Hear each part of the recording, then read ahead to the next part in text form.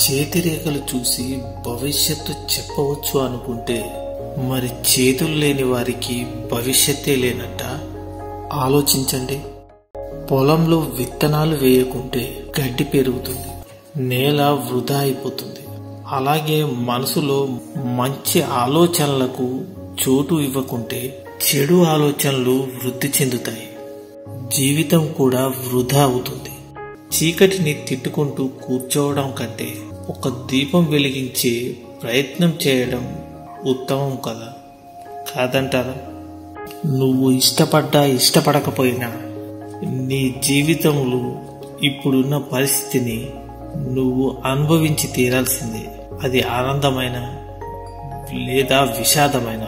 నీ దగ్గర ఉన్నదంతా ఇచ్చేసినా ఇంకా సరిపోలేదు, ఇంకా కావాలి అంటున్నారంటే నువ్వు సహాయం చేసే వ్యక్తి సరైన వాడు కాదని అర్థం.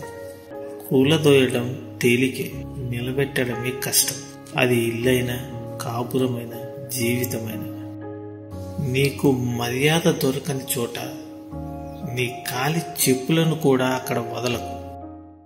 మిమ్మల్ని నమ్మిన వారికి ఎప్పుడూ అబద్ధం చెప్పకండి. ఎందుకంటే మీరేం చెప్పినా వాళ్ళు నిజమని నమ్ముతారు కాబట్టి. ఇతరుల కష్టాలను తీర్చే స్తోమత నీకు లేకున్నా ఇతరులకు ధైర్యం చెప్పే మనసు ఉంటే చాలు. కష్టాల్లో ఉన్న వారికి నిజంగా నువ్వు భగవంతుడివే అవుతావు. ప్రయత్నించి చూడు. ప్రయత్నించకుండా చిన్న గెలుపు కూడా సాధ్యం కాదు. అదే ప్రయత్నిస్తే గెలుపు ఎప్పుడు అసాధ్యం కాదు.